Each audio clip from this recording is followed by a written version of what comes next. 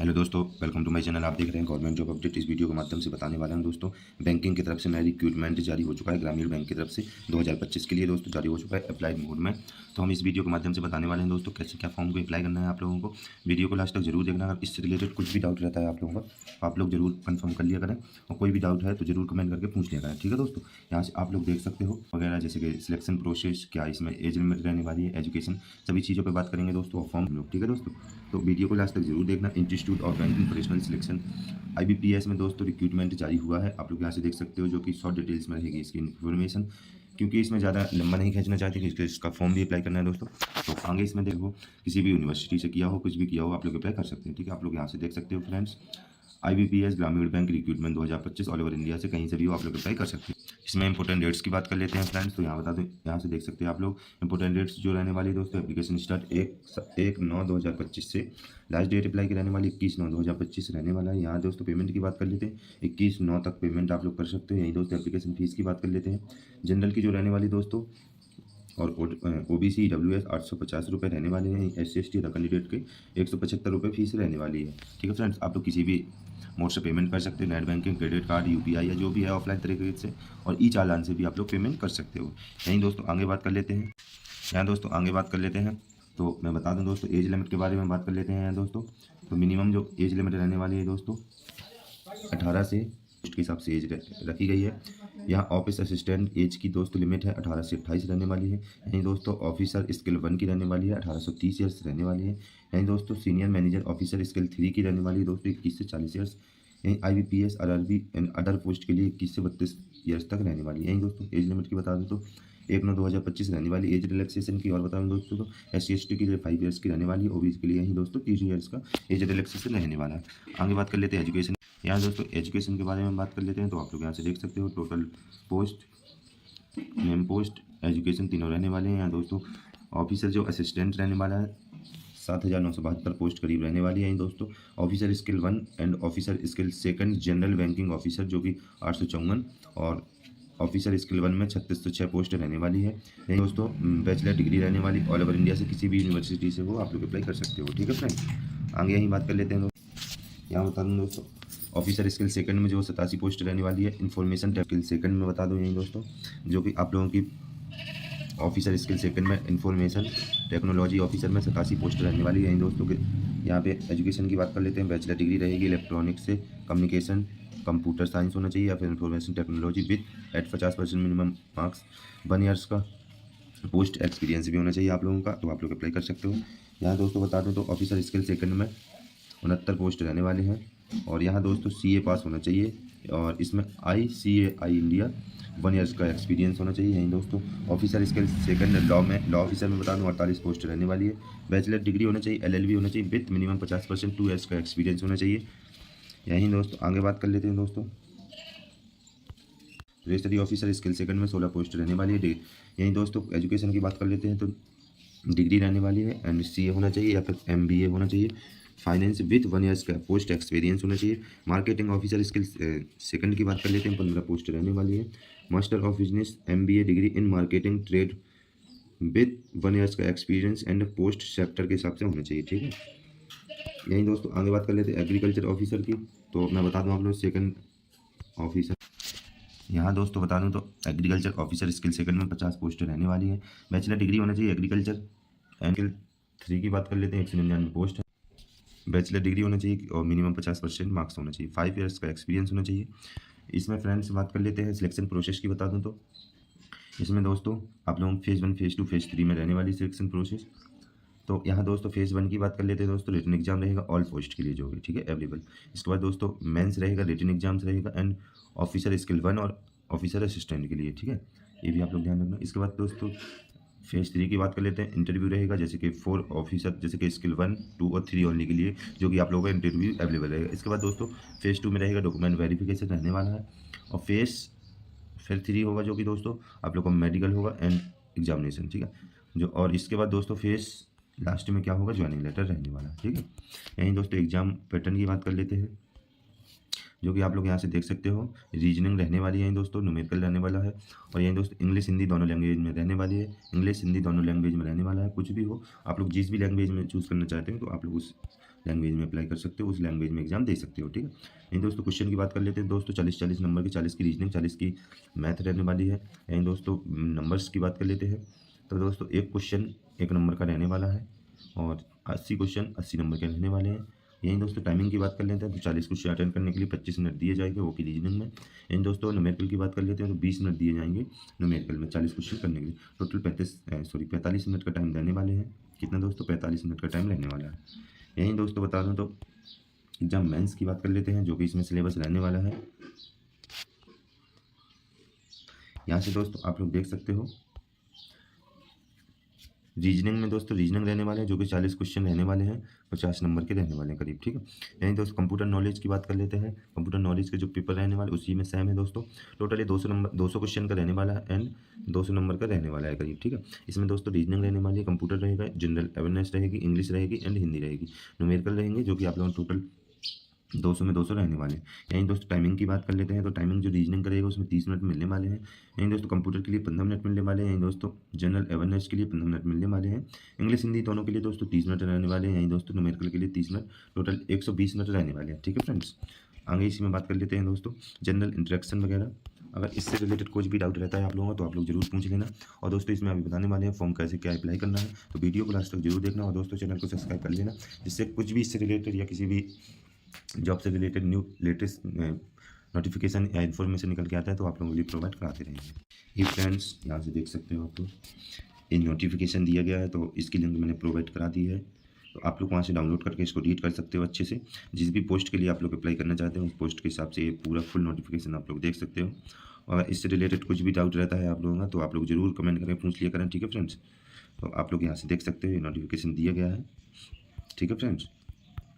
काफ़ी बड़ा है दोस्तों इसलिए मैं ज़्यादा टाइम नहीं वेस्ट कर सकता क्योंकि फॉर्म भी अप्लाई करना है। तो आगे इसमें बात कर लेते हैं दोस्तों। आपको हमारी वेबसाइट के इसी पेज पर ही अप्लाई ऑनलाइन का लिंक दिया गया है। जैसे ही आप इस लिंक पर क्लिक करेंगे तो आपके सामने आईबीपीएस का ये पोर्टल ओपन होगा। गाइस यहाँ पर आने के बाद आपको 2 लिंक प्रोवाइड कराए गए हैं। यहाँ पर अगर आप ऑफिस असिस्टेंट मल्टीपर्पज की पोस्ट के लिए अप्लाई करना चाहते हैं तो आप इस लिंक पर क्लिक करें, और अगर आप यहाँ पर ऑफिसर स्केल फर्स्ट, सेकंड या फिर थर्ड के लिए अप्लाई करना चाहते हैं तो आप इस सेकंड लिंक पर क्लिक कर दे। हम यहाँ पर आपको ऑफिस असिस्टेंट मल्टीपर्पज की पोस्ट के लिए अप्लाई करके दिखा रहे हैं। यहाँ पर ऑफिसर स्केल फर्स्ट, सेकंड और थर्ड की पोस्ट के लिए भी सेम अप्लाई होगा। बस यहाँ पर आपको क्वालिफिकेशन पोस्ट के अकॉर्डिंग देनी होगी, बाकी सब प्रोसेस यहाँ पर सेम रहेगा। तो यहाँ पर आप जिस भी पोस्ट के लिए अप्लाई करना चाहते हैं उसके लिंक पर क्लिक करें। आपके सामने कुछ इस तरह से इंटरफेस ओपन होगा। यहाँ पर अगर आपने पहले से रजिस्ट्रेशन कर रखा है तो आपको यहाँ पर log in for already registered candidate की स्टेप पर क्लिक करना है। उसके बाद आपके सामने कुछ इस तरह से पॉपअप होगा। यहाँ पर आपको अपना रजिस्ट्रेशन नंबर एंटर करना है, पासवर्ड एंटर करना है। ये कैप्चा कोड आपको यहाँ पर एंटर करके सबमिट के ऑप्शन पर क्लिक करके अपने डैशबोर्ड में लॉग इन करके अपना फॉर्म अप्लाई कर लेना है। और गाइस अगर यहाँ पर आप फर्स्ट टाइम अप्लाई करने जा रहे हो इस भर्ती के लिए तो सबसे पहले यहाँ पर आपको अपना रजिस्ट्रेशन करना होगा। उसके लिए आपको यहाँ पर click here for new registration की स्टेप पर क्लिक करना है। आपके सामने रजिस्ट्रेशन का फॉर्म ओपन हो जाएगा।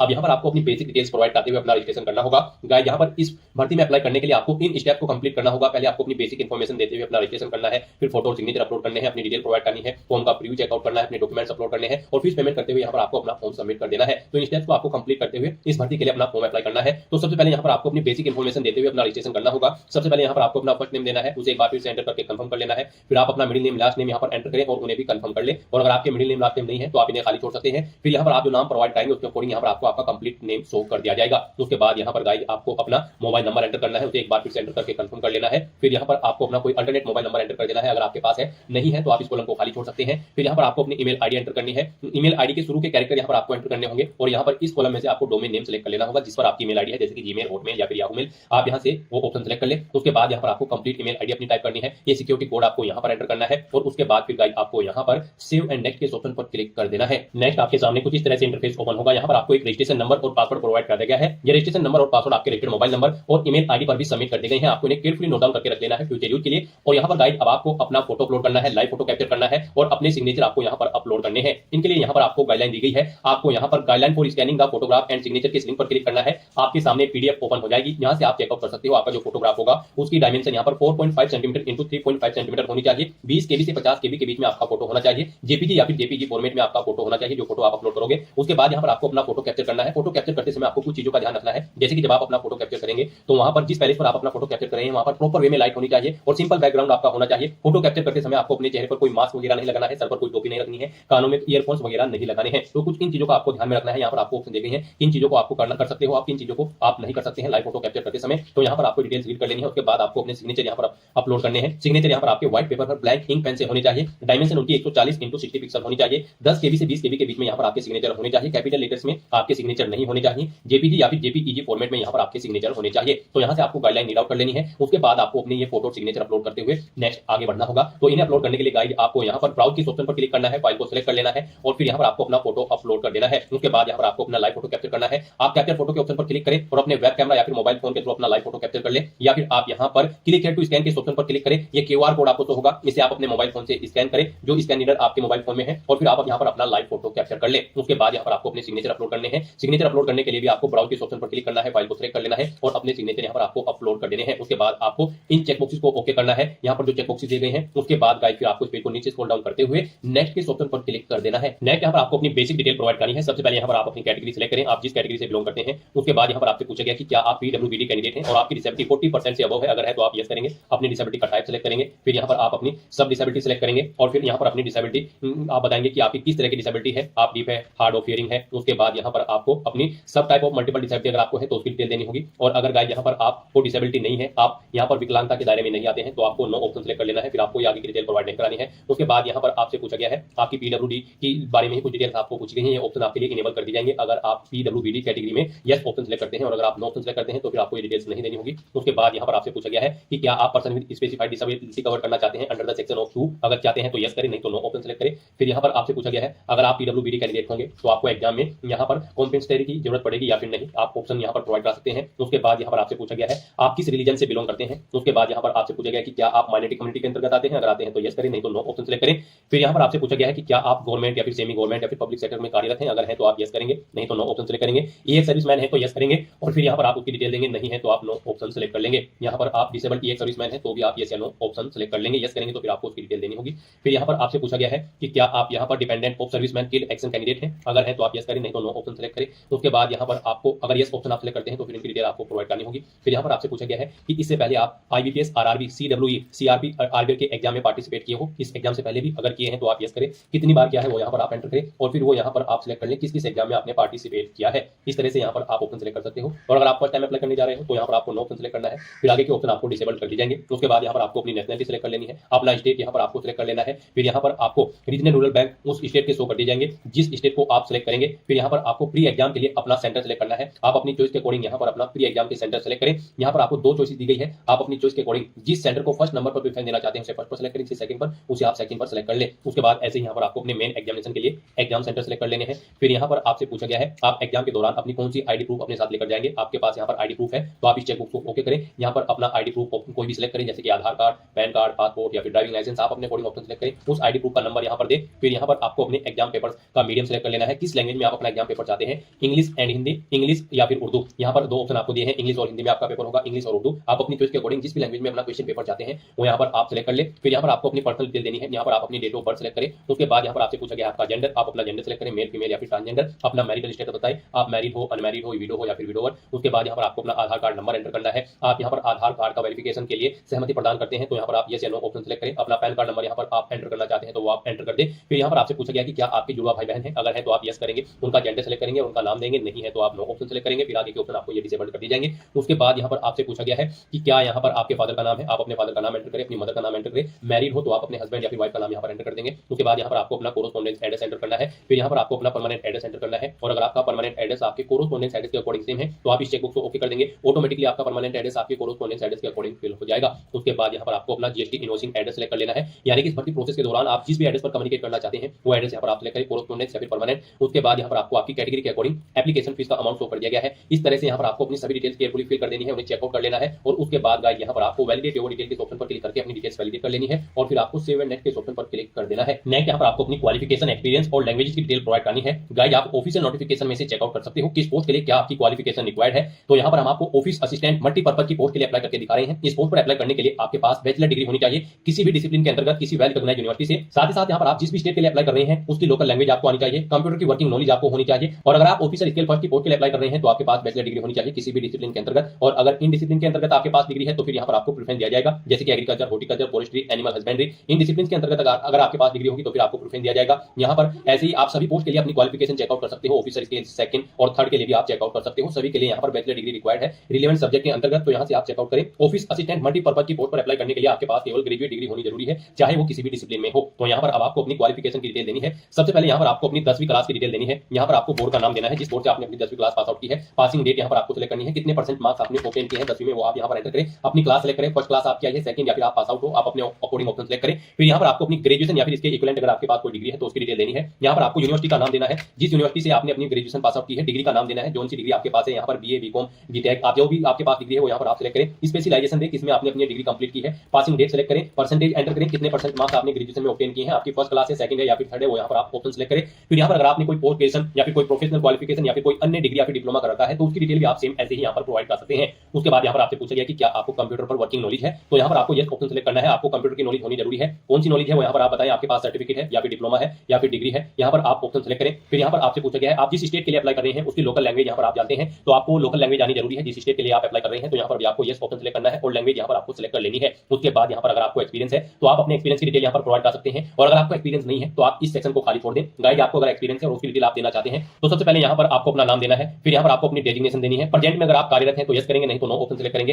पीरियड देंगे, यहाँ पर आपने कब से ज्वाइनिंग की है, कब तक की है, वो डेट आप सेलेक्ट कर ले। इन कैलेंडर में से यहाँ पर जैसे आप क्लिक करेंगे कैलेंडर आपको शो होगा। जॉब के ड्यूटी की नेचर यहाँ पर आप दें, जॉब छोड़ चुके हैं तो उसे छोड़ने का कारण दे। यहाँ पर इन डेज के अकॉर्डिंग आपके एक्सपीरियंस का टाइम कैलकुलेट करके आपको शो कर दिया जाएगा, यहाँ पर ईयर और मंथ में। इस तरह से यहाँ पर आप अपने एक्सपीरियंस की डिटेल प्रोवाइड कर सकते हैं। एक से ज्यादा जगह वर्किंग एक्सपीरियंस है तो यहाँ पर आप ऐड मोर की टैब पर क्लिक करें, सेम ऐसी ही एक और रो यहाँ पर ऐड हो जाएगी और उसमें आप अपने एक्सपीरियंस की डिटेल प्रोवाइड कर दें। उसके बाद यहाँ पर आपसे पूछा गया है कि क्या आपने प्री एग्जाम ट्रेनिंग ले रखी है। यहाँ पर अगर आप SC, ST, OBC या फिर रिलीजियस माइनॉरिटी कम्युनिटी के अंतर्गत आते हैं, अगर ले रखी है तो यस करें, नहीं तो नो ऑप्शन सेलेक्ट करें। फिर यहाँ पर आपसे पूछा गया है कि क्या आपको कभी कोई फाइन या फिर कन्विक्शन या फिर डिटेंशन किया गया है, अगर किया गया है तो यस करें और फिर यहाँ पर उसकी डिटेल दें, नहीं किया गया है तो नो ऑप्शन सेलेक्ट करें। उसके बाद यहाँ पर आपको अपनी लैंग्वेज की डिटेल देनी है। यहाँ पर आप लैंग्वेज सेलेक्ट करें जो लैंग्वेज आप जानते हैं। उसके बाद उसे आप रीड, राइट, स्पीक जो भी करना जानते हैं वो ऑप्शन यहाँ पर आप इनेबल कर दें। इस तरह से यहाँ पर आपको अपनी लैंग्वेज सेलेक्ट करते लेनी है। आप जितनी भी लैंग्वेज यहाँ पर जानते हैं, हिंदी लैंग्वेज आनी यहाँ पर आपके लिए मस्ट है, कम से कम हिंदी लैंग्वेज आपको आनी चाहिए। इस तरह से आप हिंदी और इंग्लिश की डिटेल प्रोवाइड कर देंगे। फिर उसके बाद अगर इनके अलावा भी आपको कोई लैंग्वेज आती है तो आप अदर ऑप्शन पर क्लिक करेंगे, यहाँ पर उस लैंग्वेज का नाम देंगे और उसकी डिटेल प्रोवाइड कर देंगे। इस तरह से अपनी क्वालिफिकेशन, एक्सपीरियंस और लैंग्वेज की डिटेल प्रोवाइड करने के बाद गाइड फिर आपको यहाँ पर वैलिडेट योर डिटेल के ऑप्शन पर क्लिक करके अपनी सभी डिटेल्स वैलिडेट कर लेनी है और उसके बाद फिर आपको यहाँ पर सेव एंड नेक्स्ट के ऑप्शन पर क्लिक कर देना है। नेक्स्ट आपने पीछे तक जो डिटेल प्रोवाइड कराई है उसका पूरा प्रीव्यू आपको शो कर दिया गया है। आपको सभी डिटेल्स केयरफुली चेकआउट करनी है, पेज को नीचे स्क्रॉल डाउन करना है, डिक्लेरेशन सेक्शन में आना है, आई एग्री के चेकबॉक्स को ओके करना है और फिर यहाँ पर आपसे पूछा गया है आपने जो फॉर्म फिल किया है उसमें आपका नाम और आपका जो आईडी प्रूफ है उसमें आपका नाम मैच है, सेम है, तो आप इस चेकबॉक्स को ओके करेंगे। और अगर अलग अलग है तो आप इस सेकंड चेकबॉक्स को ओके करेंगे। तो यहाँ पर आपको अपने अकॉर्डिंग इन दोनों चेकबॉक्सेस में से चेकबॉक्स को ओके करना है और उसके बाद गाइड यहाँ पर आपको कंप्लीट रजिस्ट्रेशन के इस ऑप्शन पर क्लिक कर देना है। नेक्स्ट यहाँ पर आपको अपने डॉक्यूमेंट अपलोड करने हैं। यहाँ पर आपको अपना left thumb impression, hand written declaration document और 10वीं क्लास का सर्टिफिकेट आपको अपलोड करना है। इनके लिए भी आपको गाइडलाइन दी गई है। गाइड यहाँ पर आप गाइडलाइन फॉर डॉक्यूमेंट अपलोड के इस लिंक पर क्लिक करें, आपके सामने यही पीडीएफ ओपन होगी जो स्टार्टिंग में हुई थी। यहाँ पर आप चेकआउट कर सकते हो। आपका लेफ्ट थंब इंप्रेशन जो होगा वो यहाँ पर जेपीजी या फिर जेपीजी फॉर्मेट में होना चाहिए उस फाइल का टाइप, और यहाँ पर डायमेंशन उसकी 240 x 240 पिक्सल होनी चाहिए। 20 KB से 50 KB के बीच में आपकी फाइल का साइज होना चाहिए। और जो हैंड रिटन डिक्लेरेशन डॉक्यूमेंट होगी यानी कि इमेज होगी वो भी जेपीजी या फिर जेपीजी फॉर्मेट में होनी चाहिए। 800 x 400 पिक्सल यहाँ पर उसकी डायमेंशन होनी चाहिए। 50 KB से 100 KB के बीच में आपका हैंड रिटन डिक्लेरेशन डॉक्यूमेंट होना चाहिए। और आपको जो 10वीं क्लास का सर्टिफिकेट होगा उसका साइज 500 KB से कम होना चाहिए। पीडीएफ फॉर्मेट में आपकी ये फाइल यहाँ पर होनी चाहिए। तो यहाँ पर आपको दी गई गाइडलाइन के अकॉर्डिंग अपने डॉक्यूमेंट को अपलोड कर देना है, अदरवाइज आपका फॉर्म यहाँ पर रिजेक्ट हो सकता है अगर दी गई गाइडलाइन के अकॉर्डिंग आप अपने इन डॉक्यूमेंट को अपलोड नहीं करेंगे। तो यहाँ पर अपने इन डॉक्यूमेंट को अपलोड करने के लिए आपको चूज फाइल के ऑप्शन पर क्लिक करना है, फाइल को सिलेक्ट कर लेना है और अपने इन तीनों डॉक्यूमेंट को यहाँ पर आपको अपलोड कर देना है। उसके बाद यहाँ पर आपसे पूछा गया कि क्या आप कंफर्म करते हैं यहाँ पर आपने जो डॉक्यूमेंट अपलोड किए हैं वो वैलिड है, तो आप इस चेकबॉक्स को ओके कर दें। उसके बाद यहाँ पर आपसे पूछा गया है कि क्या आप डिजी लॉकर से कनेक्ट करके अपनी डिटेल यहाँ पर फेच करना चाहते हैं, ये तीनों डॉक्यूमेंट। अगर चाहते हैं तो आप ये ऑप्शन सेलेक्ट करेंगे और अपने डॉक्यूमेंट यहाँ पर अपनी user ID, password details confirm करते हुए डिजी लॉकर अकाउंट में आप इन्हें फेच कर लेंगे। नहीं चाहते हैं तो आप नो ऑप्शन सेलेक्ट करेंगे। उसके बाद गाइस यहाँ पर आपको ये सिक्योरिटी कोड इस बॉक्स में एंटर करना है और फिर आपको सेव एंड नेक्स्ट के ऑप्शन पर क्लिक कर देना है। नेक्स्ट यहाँ पर आपको अपना फीस पेमेंट करना है। गाइस यहाँ पर आपको आपकी कैटेगरी के अकॉर्डिंग एप्लीकेशन फीस का अमाउंट शो कर दिया गया है। जैसे कि हमने आपको स्टार्टिंग में ही बताया था, जनरल ओबीसी कैंडिडेट के लिए 850 रुपए फीस है, SC, ST और PH कैंडिडेट के लिए मात्र 175 रुपए फीस है, जो कि आप ऑनलाइन मोड से जमा करा सकते हो। तो यहाँ पर अब आपको अपना फीस पेमेंट करने के लिए पे या बिल डैश या फिर CC एवेन्यू इनमें से कोई एक ऑप्शन सेलेक्ट करना है। उसके बाद आपको ये कैप्चा कोड इस बॉक्स में एंटर करना है और फिर गाइस आपको यहाँ पर सबमिट के इस ऑप्शन पर क्लिक कर देना है। बिल डैश ऑप्शन यहाँ पर आपके लिए बेस्ट और इजी रहेगा। बिल डैश ऑप्शन सेलेक्ट करते आपके सामने कुछ इस तरह से इंटरफेस होगा। अब यहाँ पर आप debit card, credit card, net banking, wallet, cash card या फिर QR कोड या फिर UPI के माध्यम से अपना फीस पेमेंट कर सकते हो। इनमें आपके लिए UPI का ऑप्शन सबसे बेस्ट रहेगा। आप UPI के ऑप्शन पर क्लिक करें, मेक पेमेंट के ऑप्शन पर क्लिक करें, फिर यहाँ पर आप प्रोसीड विद पेमेंट के ऑप्शन पर क्लिक करें। उसके बाद आपके सामने कुछ इस तरह से इंटरफेस होगा। अब गाइस यहाँ पर अगर आप अपनी UPI आईडी के थ्रू फीस पेमेंट करना चाहते हैं तो यहाँ पर आप अपनी UPI आईडी एंटर करें, मेक पेमेंट के ऑप्शन पर क्लिक करें और अपना फीस पेमेंट कर दें, या फिर आप यहाँ पर क्लिक हियर टू स्कैन के इस ऑप्शन पर क्लिक करें। आपके सामने ये QR कोड शो होगा, आप इसे अपने यूपीआई से स्कैन करें और अपना फीस पेमेंट कर दें। सक्सेसफुली फीस पेमेंट करने के बाद यहाँ पर आपके एप्लीकेशन फॉर्म को भरने की सभी टास्क कंप्लीट हो जाएगी। उसके बाद आपको अपने एप्लीकेशन फॉर्म का एक हार्ड कॉपी प्रिंट आउट ले लेना है फ्यूचर यूज के लिए, फ्यूचर रेफरेंस के लिए। तो दोस्तों ऐसे आप IBPS